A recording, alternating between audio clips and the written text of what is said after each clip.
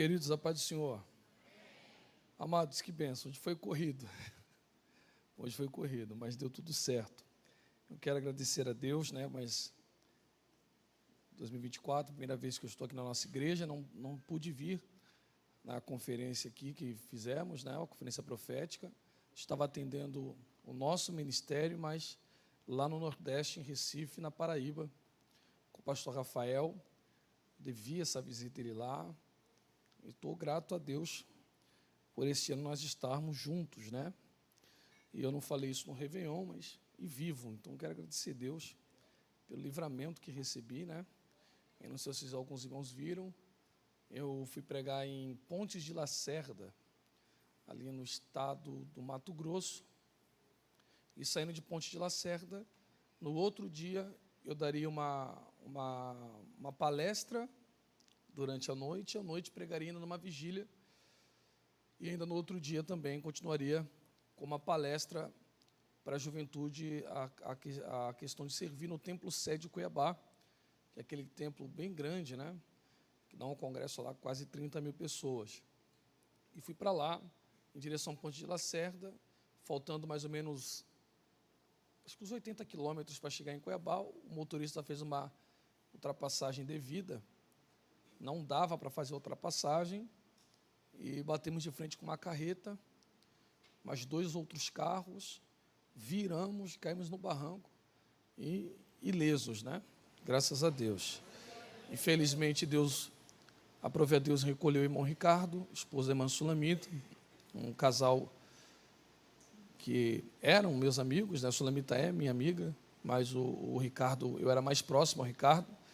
Infelizmente, antes de Deus recolhê-lo, eu falei com ele, acho que 1 hora antes de Deus recolhê-lo, mas, num acidente, só ele fez um ferimento no olho, porque ele foi proteger a Sulamita no impacto, quando o carro veio, ele foi proteger a esposa dele, e aí, quando batemos a primeira vez, e fomos empurrados para um outro caminhão, que depois jogou a gente de novo para a pista na contramão, que batemos primeiro numa Space Fox, depois num Corsa, e aí perdemos o eixo da frente, a roda da frente saiu inteira, e aí capotamos. Eu lembro que no capotamento, o motorista gritava, vou morrer. Eu dizia para ele, morre você sozinho, que ninguém vai morrer, não. O pessoal falou assim, pastor, você é meio psicopata, Eu falei, não, rapaz, vou gritar, não vai adiantar nada. Eu falei, Deus vai tirar a gente daqui. E deu tudo certo para a glória de Deus. Então, eu creio que ainda Deus tem alguma coisa comigo na terra. Quantos querem ouvir a palavra de Deus? Diga amém. Amém. Isaías, capítulo de número 6. Isaías, capítulo 6.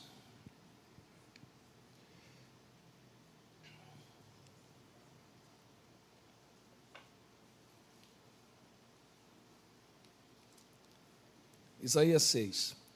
Os irmãos encontraram? Digo amém.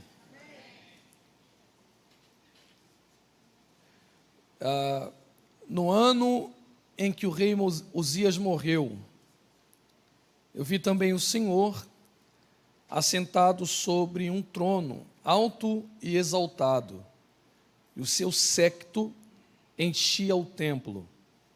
No ano em que morreu o rei Uzias, eu vi também o Senhor assentado sobre um trono, alto e exaltado, e o seu séquito enchia o templo.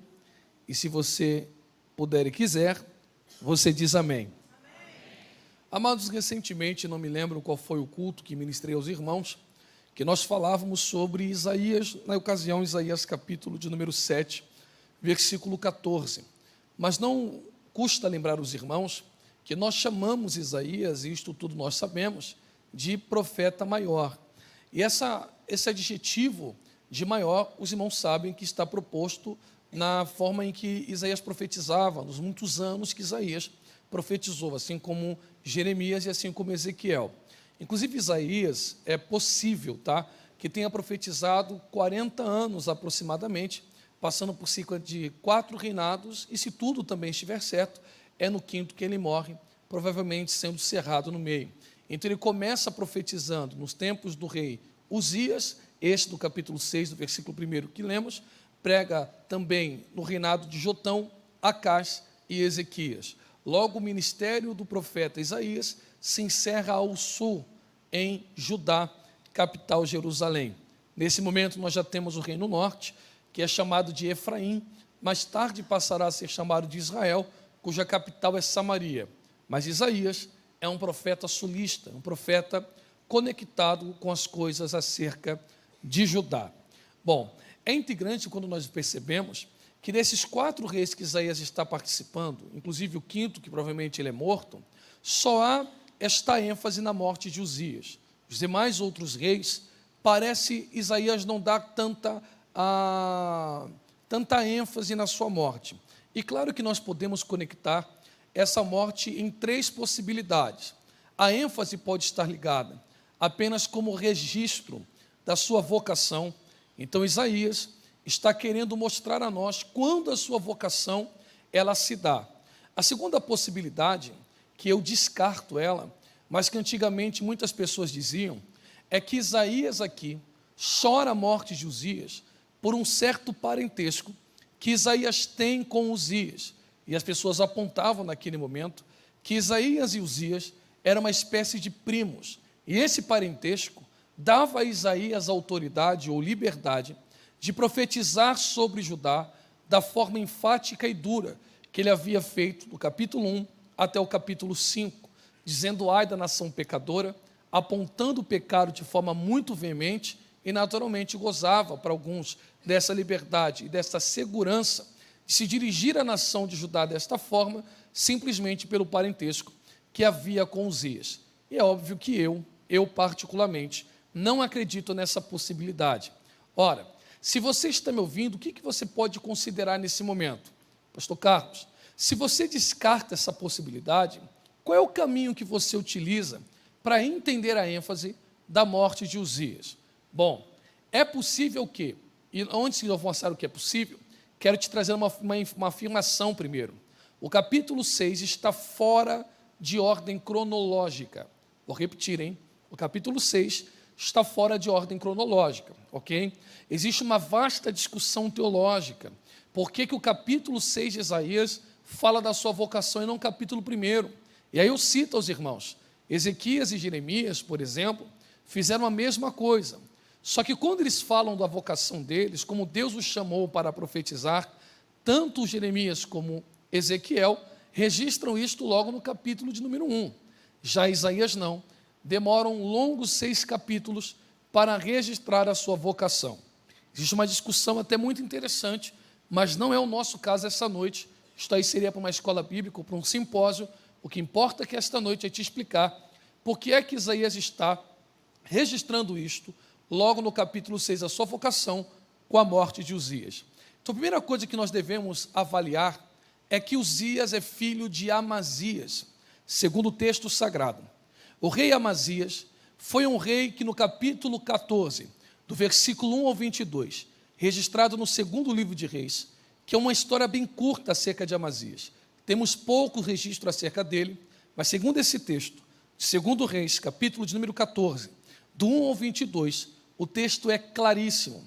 A Bíblia Sagrada garante que Amazias, pai de Uzias, foi um bom rei. Contudo, mesmo tendo sido um bom rei, o versículo 3 do capítulo 14, do segundo livro dos Reis, diz que ele fez o que era reto aos olhos do Senhor.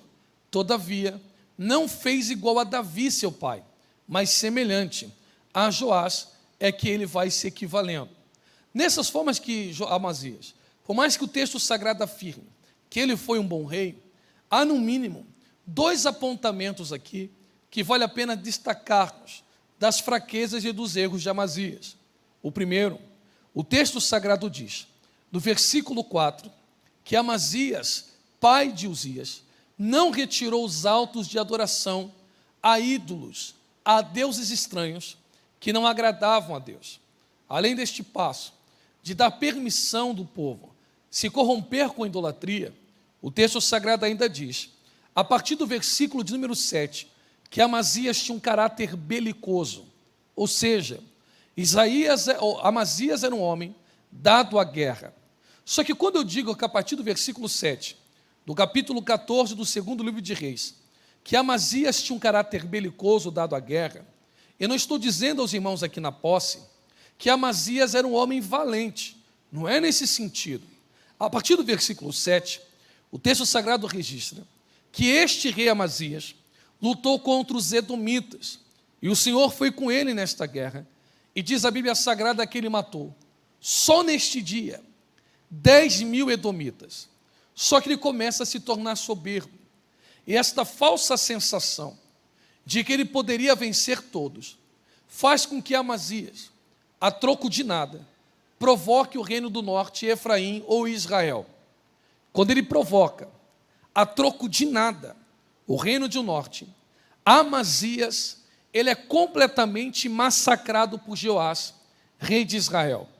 Como não bastasse, Amazias perder a guerra para Israel, que nem guerra tinha, foi ele que foi atrás da briga, foi ele que caçou confusão, e Joás, rei de Israel, já havia avisado Amazias, que não estava entendendo como alguém tão fraco provocaria alguém tão forte.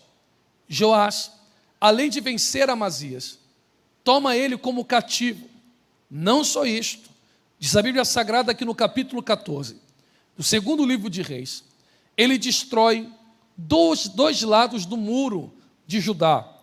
Como também não bastasse destruir o muro de Jerusalém, Joás, após vencer Amazias, saqueia o templo do Senhor, leva riquezas do povo de Israel, muitos cativos, e inclusive alguns utensílios sagrados da casa de Deus. Neste momento, Judá está passando por um momento de vergonha nacional. Nesse momento, Judá está passando por um momento de opressão. Leva-se cativos, quebra-se o muro, perde utensílios, a vergonha é estampada em Judá por conta do reinado de Amazias.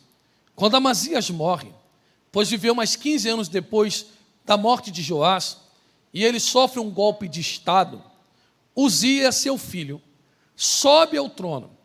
Agora o texto sagrado faz apontamentos acerca de Uzias, espetaculares, até porque não era fácil. Uzias, quando começa a reinar, tem aproximadamente 16 anos de idade, e como não bastasse apenas ser novo, ele está assumindo uma nação que está passando problemas nacionais graves, muros destruídos, templo saqueado, pessoas levadas cativas. A função de Uzias no reino é devolver esta moral nacional, o orgulho nacional para Judá, restaurar o muro, devolver a riqueza e os utensílios. E diz a Bíblia Sagrada que Uzias andava nos caminhos do Senhor. E quando a Bíblia afirma que Uzias passou a andar nos caminhos do Senhor, Uzias realizou, pastor, grandes feitos. Primeiro feito, diz a Bíblia Sagrada, que Uzias estende o controle territorial. Não é apenas alguém que recebe a nação de uma forma e se acomoda, é conquistador por excelência, estende o seu território até o Neguev. Não só isto, além de expandir o território de Judá, a Bíblia Sagrada garante que esse mesmo rei Uzias constrói vários fortes ao longo de Judá, até no meio da Filisteia, e digo mais aos irmãos, ele garante suprimento de água. Além disto, a Bíblia Sagrada ainda afirma que no que tange a guerra, Uzias venceu os filisteus, subjugou os arábios e também venceu os meunitas. Como não ainda bastasse, Uzias continua debaixo de graça divina, e até os seus inimigos amonitas decidem dar presentes a Uzias, além de ser presenteado pelos inimigos, garantir suprimento de água, expandir o território, levantar postos de vigias. Uzias também, a partir do versículo 15, muitos argumentam, pela forma que o versículo 15 é descrito, que este rei Uzias é o criador das catapultas, pois diz o texto, que ele criou grandes armas, que atiravam grandes pedras e destruíam os muros. Além disto, após o reinado de Salomão. Não há, é possível que, se houver, é semelhante, mas mais do que Uzias, eu duvido. Após o reinado de Salomão, Uzias é um dos mais ricos, para não dizer o mais próspero, além de Salomão. E o próprio texto diz que o Senhor os fazia prosperar em seus caminhos. E o principal, quando Uzias sobe ao trono, com 16 anos de idade, ele faz com que a lei de Deus seja pregada em meio ao povo. E a partir da pregação da lei, o povo sofresse um avivamento, abandonando a idolatria e voltando-se para o Senhor. Eu não estou falando de qualquer rei, eu estou dizendo de um rei que pega um reino quebrado, um reino que passou por grandes vergonhas nacionais, devolve o orgulho nacional, devolve a prosperidade, entroniza a palavra de Deus e Deus no meio do povo, tem êxito nas guerras. Uzias, num português bem coloquial, é o cara. Uzias é alguém acima da média. Quando você olha para o trono de Uzias, o que vem na sua cabeça? Prosperidade, segurança, governo, avivamento. Enquanto Uzias está no trono, ninguém mais lembra de Amazias. Enquanto Uzias está no trono, ninguém mais lembra da vergonha. Mas como tudo passa, Uzias também tem que passar. Como tudo se esvai na vida, Uzias também tem que partir. E aí que nasce a preocupação. Pois reinado é pautado em sucessão. Se Uzias morreu, quem é que vem após Uzias? É alguém igual a Amazias? Ou alguém igual a Uzias? É alguém que é dado à guerra? É alguém permissivo com a lei de Deus? Ou alguém que não? Alguém que não abre mão da pregação genuína da vontade do Senhor? Alguém que garanta a segurança e a prosperidade? É uma preocupação natural. Um trono vazio, um trono onde a riqueza passa.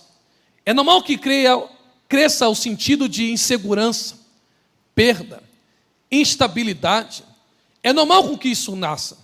Pois da mesma forma que nós temos segurança na vida, estabilidade na vida, conquistas e honras, é natural que venha um tempo de receio, perdas, frustrações e inseguranças.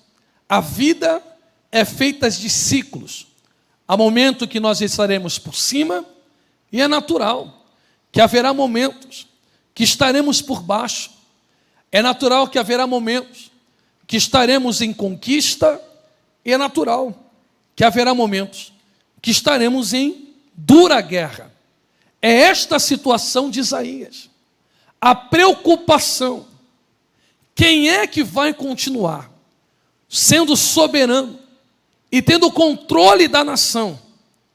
É esta a preocupação de Isaías. E quando Isaías começa a dizer, no ano que morreu a estabilidade, no ano que morreu a segurança, no ano que morreu a prosperidade, no ano que morreu o governo, eu entrei no templo e vi um trono que não estava no mesmo tamanho de Uzias. Ele era elevado, ele era mais alto. Quando Deus mostra esse trono a Isaías, Deus está dizendo a Isaías, assim como você e o ímpio, os dois sofrem, com uma diferença. O salmista, no Salmo de número 20, versículos 7 ao 8 diz, uns confiam em carros, outros em cavalos. E ele continua dizendo que quem confia em carro e em cavalo, ele diz que vacila e cai, pois aquele que não serve a Deus, aquele que entrou em 2024 e não acredita que o mundo espiritual é que governa o físico, só acredita no que vê. Logo, é dado as possibilidades que a vida lhe abre, que a vida lhe permite. Então quem confia no material, acha estar seguro, mas na ausência do mesmo, quando perde Uzias, vacila e cai. Nós não. Em contraponto, nós que confiamos no Senhor.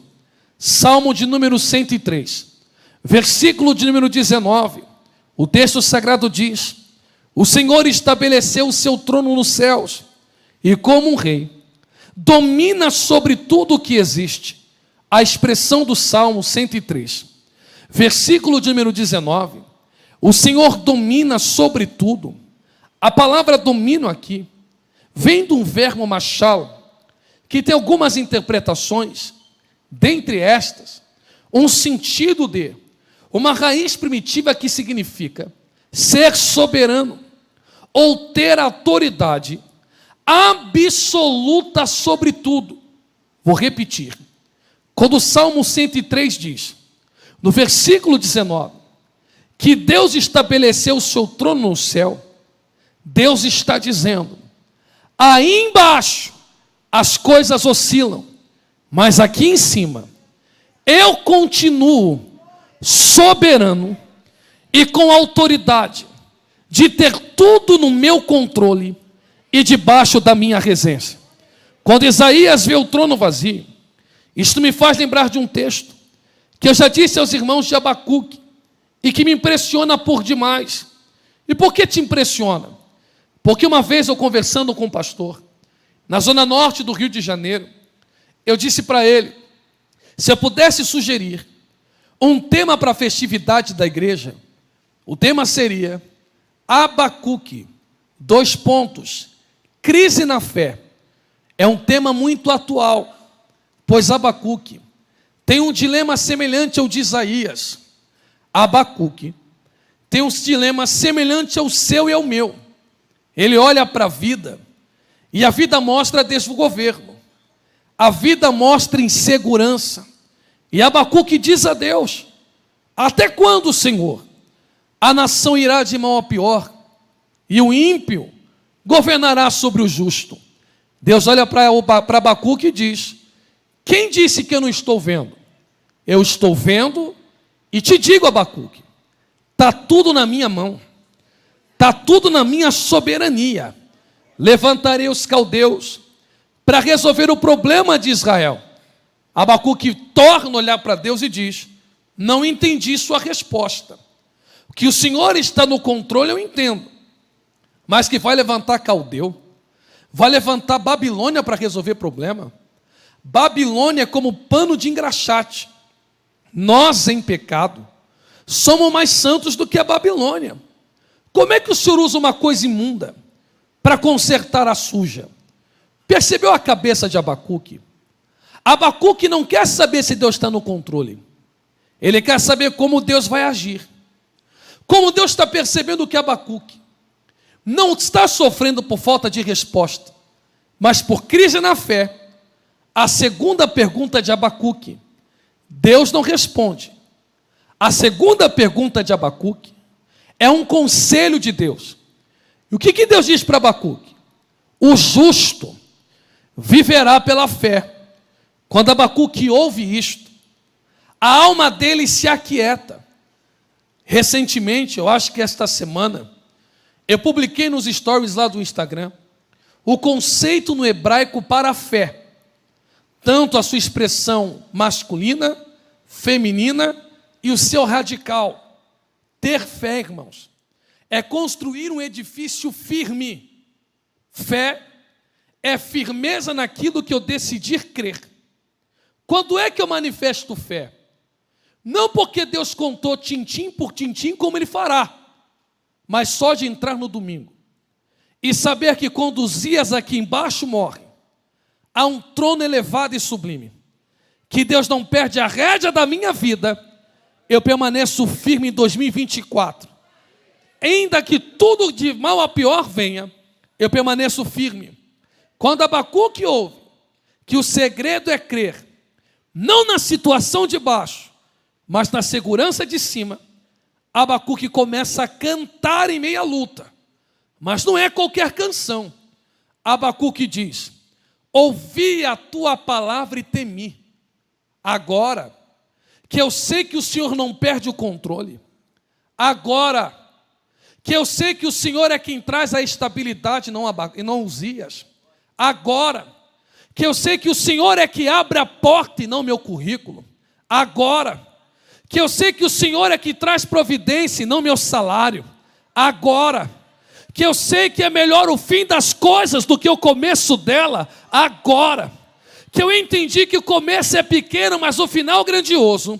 Eu olho para a Babilônia e digo: vem, Babilônia, pois ainda que a figueira não floresça, ainda que não haja fruto na videira, e o produto da oliveira minta, ainda que nós venhamos perder as vacas, ainda que venhamos perder as ovelhas.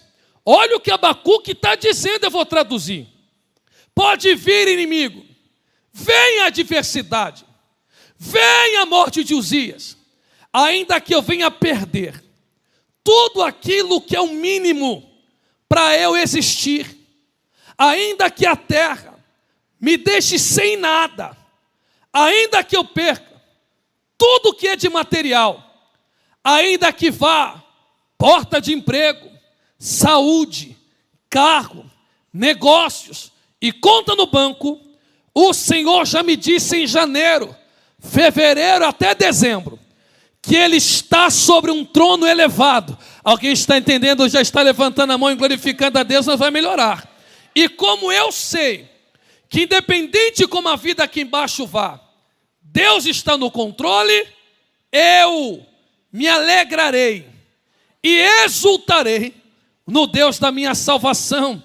Pastor Cleberson, a palavra exultar eu já expliquei aqui. Vem do vocábulo hebraico gul, G-U-L na transliteração. Gul, porque Gimel se pronuncia assim. Gul não é só se alegrar. Gul não é só dar um sorriso. A expressão no hebraico aqui é rodopiar. A pessoa está tão alegre que ela não consegue só sorrir. A pessoa está tão alegre que ela pula, canta, dança, corre, grita, ergue as mãos. Não entendeu? Eu vou explicar. Glória a Deus não é para quem quer. Glória a Deus é para quem sabe que Deus ainda está soberano sobre a nossa vida e sobre a nossa casa. Alguém está entendendo isso? Olhe para cá que vai melhorar. Amados, você nunca percebeu? Nosso estado, dependendo do bairro, acontece. Mas alguns lugares por aí, existem polícias, eu não vou citar o nome, mas acontece, somente lá no sul do país, que tem um instrumento na mão para ficar medindo o som da igreja. Isto é sério, hein? Mede se a igreja está fazendo muito barulho ou não, para processar a igreja. Agora, engraçado, em baile funk e baile de rua, que atormenta a sociedade, para venda de droga, prostituição de menor, ninguém chama a polícia. E dizem que isto é cultural. Estão se alegrando, porque o ímpio pensa assim: só pode gritar quem está saciando o prazer. Você dá de ver que não pode, porque claramente alguns aqui entraram em 2024 com Uzias no trono, prósperos, empregados, com saúde e família na igreja.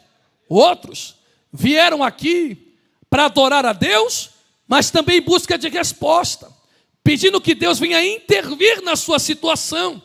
Mas mesmo embaixo de luta, de guerra e de angústia, ele pula, salta, canta, dança. Alguém está entendendo? Está glorificando a Deus. Levante a tua mão mais alto que você puder e não baixe a sua mão, porque glória é um substantivo feminino. Honra por obra adquirida. Só merece glória quem realiza a obra.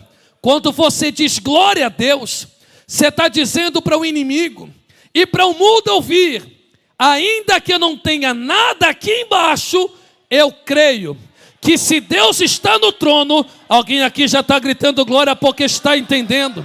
Essa mão que você levantou, essa mão ungida, coloque no ombro da pessoa que está ao seu lado. E você sabe o que eu sempre digo: seja mal educado. Chacoalha essa pessoa para irritar, isso? Chacoalha ela para perturbar e diga para ela: enxugue as tuas lágrimas. Acalme o teu coração. Deus não perdeu o controle da sua casa.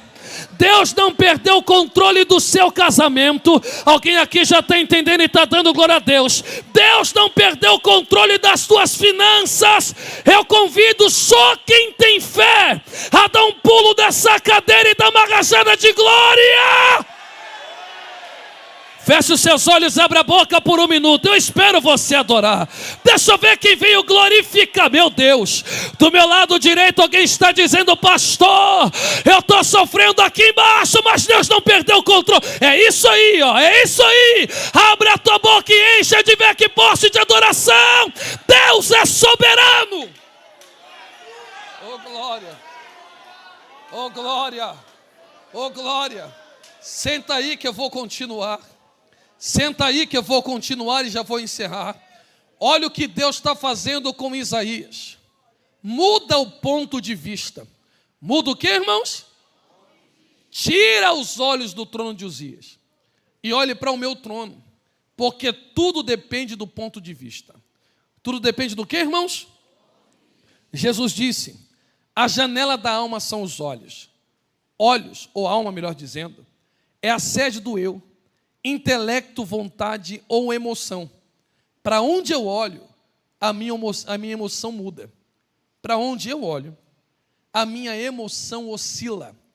Então fé é onde eu estou colocando os olhos. Isto me lembra de um texto que Jesus, após multiplicar os pães, diz aos seus discípulos: entre no barco e vão para Betsaida, enquanto eu despeço a multidão. Agora, o fato de eu não estar no barco não significa que você rema para onde você quer. Eu não estou de forma física, mas sou eu que lanço a palavra. Eu não estou de forma visível, mas sou eu que dou a direção. Vá para onde eu estou mandando, que vocês chegarão no ponto seguro. O texto diz que os discípulos adentram e deixam Cristo sozinho. Eles remam a tarde toda, mas chegam na metade do caminho, aproximadamente, possivelmente, 8 horas de remada. Quantas horas, irmãos? 8. Eu não sei se algum irmão aqui treina ou malha e tem um equipamento na academia chamado remada sentada, não é isso? Você usa isto e depende de como você usa, você vai. Por exemplo, aumenta a carga ou aumenta a carga, ou vai até a fadiga para a expansão, ou você diminui a carga para definição, não importa. Mas eu nunca vi alguém remar de forma intensa. 8 horas. Você faz uma série aí, sei lá de quantas repetições você já começa a fadigar. Quem dirá 8 horas de remo. Como é que ele suporta então, pastor? 8 horas de remo. Porque Pedro não está sozinho. Não é canoa, é barco. Está todo mundo junto, na mesma direção, debaixo da mesma palavra. Se o barco afunda para João, afunda para Pedro também. Se afunda para Pedro, Tiago vai de ralo. Qual é o segredo para remar muito? Revezamento. Eu não posso muito, você também não, mas como a direção é a mesma, a palavra é a mesma, o Deus é o mesmo. Alguém já está entendendo e está glorificando. Enquanto eu canto, você prega. Enquanto você prega, eu adoro. Enquanto eu adoro, você ora. E o remo vai na mão de cada um. Não importa quem rema muito ou quem rema pouco. O importante é a unidade. Mas chega um momento que até mesmo transmitindo o remo, todo mundo cansa. E quando a força natural acaba, a sobrenatural começa. Vou repetir porque só 2 deram glória a Deus. Até onde você pode ir, vá. O que você pode fazer, faça. Mas quando a tua força acabar, faça como Paulo. Quando eu pensei que era forte, dependia da minha força. Aí eu vi que eu era fraco. Mas quando eu pensei que era fraco, aí eu vi que era forte. Pois o poder de Deus se aperfeiçoa na nossa fraqueza. Quando a força do homem acaba, Cristo aparece. não com remo, não com boia, não com barco, mas andando.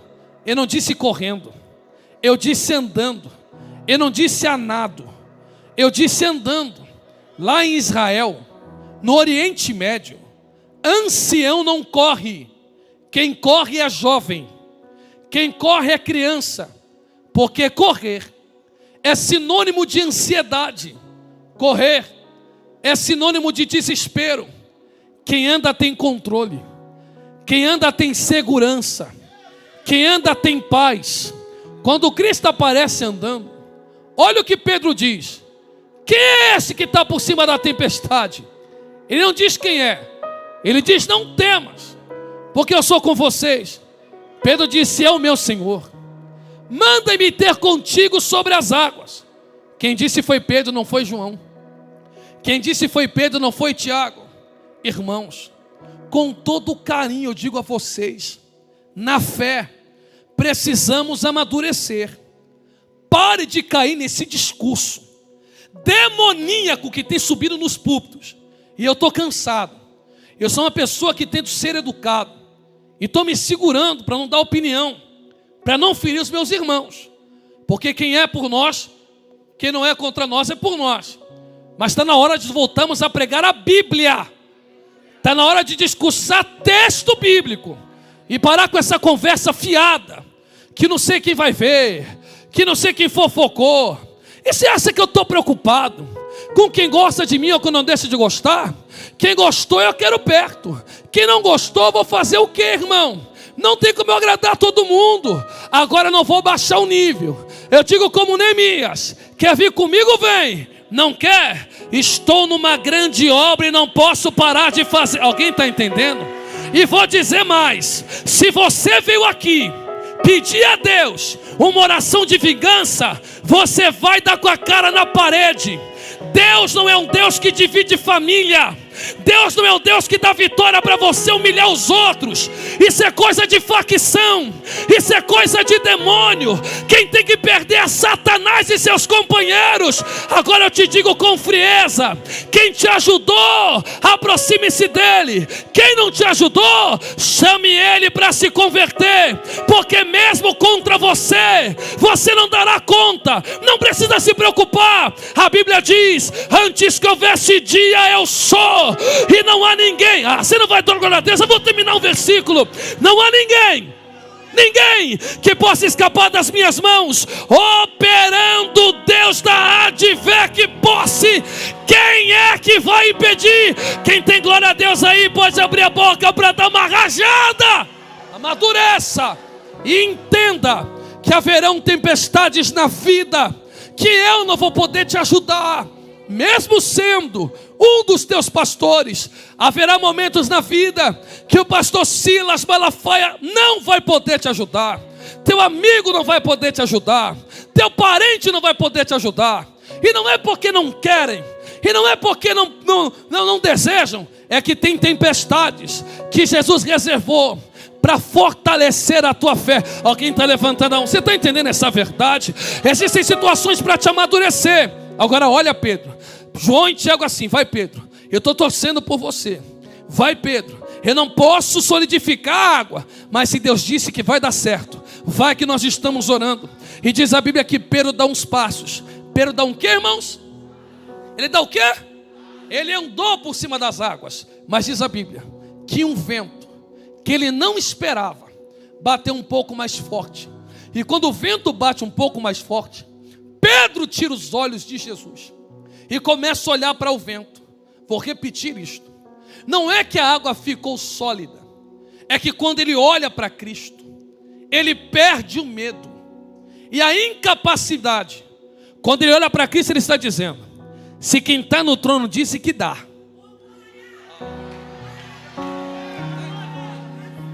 se quem está no trono disse que pode, se quem está no trono disse que cura, se quem está no trono disse que prospera, É para você pegar, porque Deus não fala para quem tem orelha, Ele fala para quem tem ouvido. E tem irmão que já levantou a mão porque é sinal de rendição. Aqui é a Assembleia de Deus, irmão, não é palestra coach. Receba essa palavra. Se Ele disse que pode, caminha na tempestade, porque dará. É isso aí, é isso aí. Só que quando o vento bate mais forte, Pedro olha para o vento e eu concluo.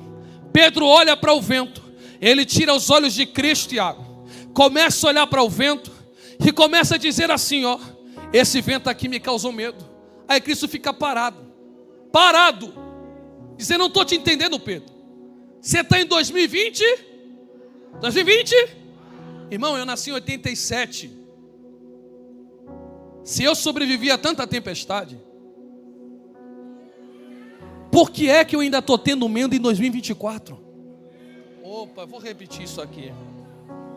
Se você já venceu tantas tempestades, por que é que agora você resolveu se afogar?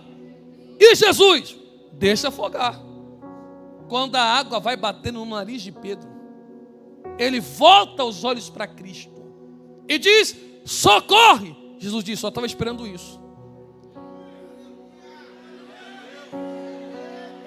Você tirar os olhos do vento, voltar os olhos para quem pode mais uma vez te tirar dessa... levante as duas mãos, igual aquele irmão de cinza levantou, que eu vou terminar. As duas, porque uma é economia. Levante as duas mãos. Eu tenho uma palavra séria da parte de Deus para a sua vida. Saia daqui preparando o culto de ação de graça, antes que esse primeiro semestre termine. Deus vai te tirar desse afogamento.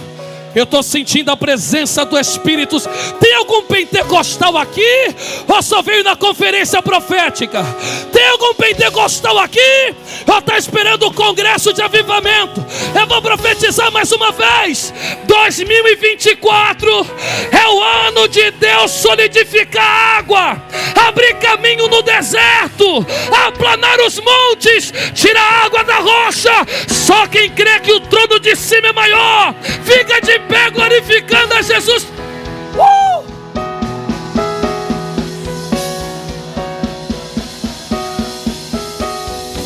Me ajude a pregar. Diga para 3 crentes: só perde o controle quem confia no seu braço. Diga para ele: quem confia em Deus, quem confia em Deus, quem confia em Deus não morrerá no desespero. Tem glória a Deus aí, você está economizando. Tem glória, acredita.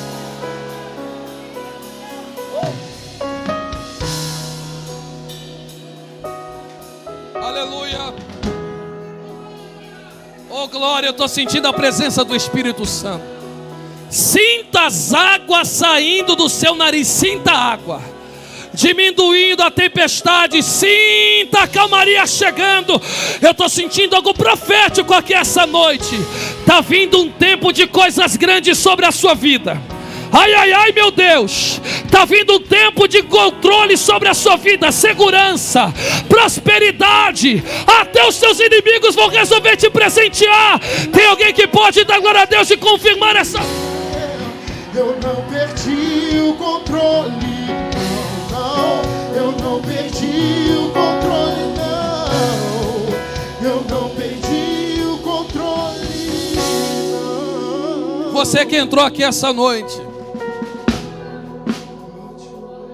afastado do caminho de Deus,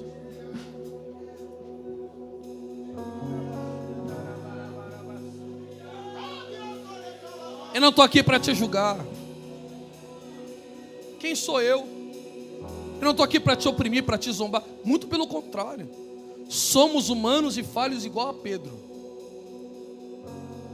Às vezes olhamos para tempestades que parecem ser superior à palavra que em nós foi lançada. Está na hora de você tirar os olhos do trono de Uzias e voltar os seus olhos para o verdadeiro alvo, para Jesus, o autor e consumador da nossa fé. Você não pode ir embora chorando por Uzias. Deus ainda é soberano.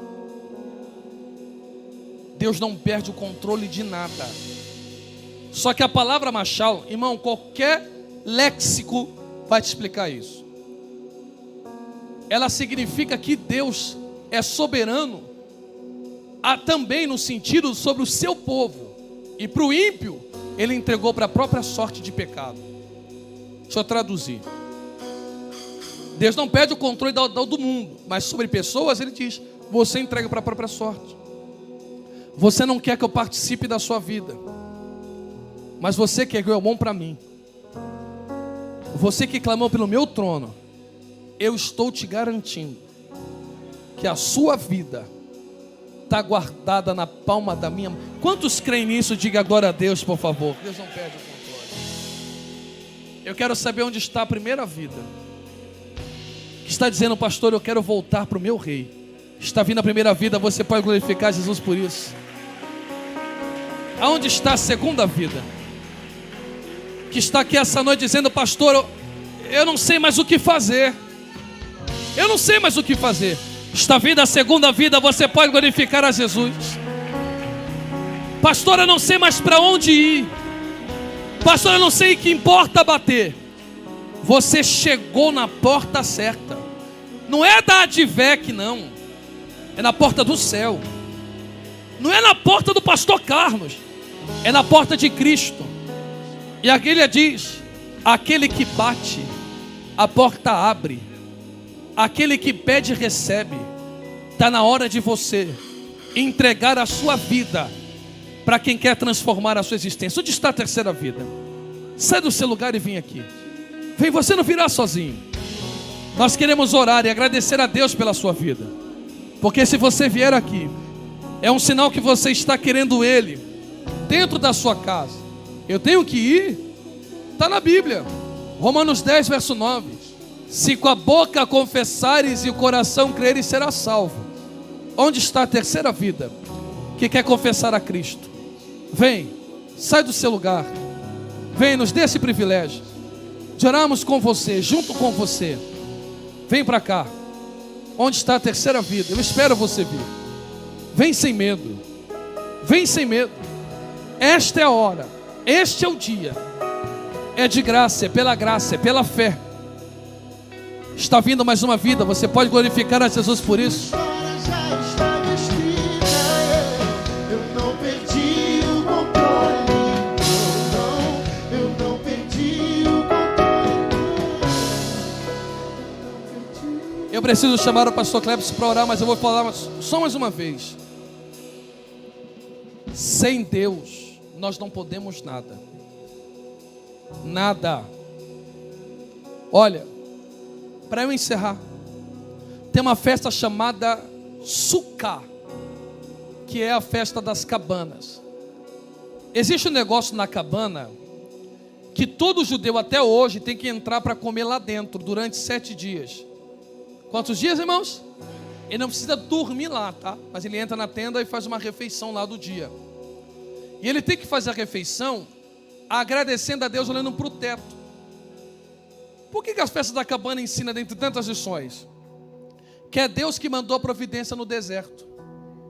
E que Ele continua o mesmo do Êxodo. Aí quando o Silvio Santos perdeu o banco, o Pan-Americano quebrou. Acho que ele tomou um golpe, eu não lembro como é que foi a história, não foi isso? Ele teve foi um golpe que ele sofreu, não foi? Ele deu um discurso. E a família do Silvio Santos, a Abravanel, é uma das famílias mais influentes no rabinato. Se eu te contar a história dos rabinos que passaram pela família Abravanel e o que a família dele fez na época do rei da Espanha, da Inquisição, você vai ficar de queixo aberto. Fez caído. Olha o que ele diz. Mais ou menos isso ele falou. Eu não sei porque vocês estão todos preocupados com o banco. Da mesma forma que Deus me deu, Ele dá de novo. Sabe o que ele está dizendo? Só fica desesperado quem confia na própria técnica. Mas para quem conhece o Deus do Êxodo, que fez chover maná do céu, alguém aqui está glorificando e está recebendo essa palavra? Não vai turbar o coração. Se Deus deu, Ele pode dar de novo. Você precisa se lançar hoje nesse Deus. Pergunto pela última vez, porque eu preciso encerrar. Aonde está a quarta vida? Vem para Jesus. Só Ele tem o controle da sua vida. Há uma quarta vida. Vem para Jesus. Você não virá sozinho. Alguém vai pegar na tua mão. Nós somos uma família, de verdade.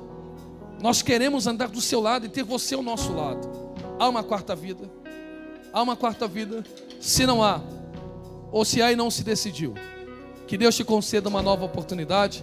Pastor Clebson, se você está grato por essas 3 vidas, aplauda Jesus o mais forte que você puder. Isso.